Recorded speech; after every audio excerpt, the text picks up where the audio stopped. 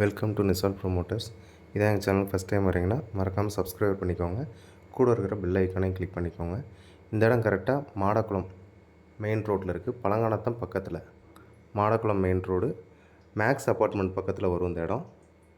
இதுதான் சைட்டு. மொத்தம் 22 பிளாட் இருக்குது.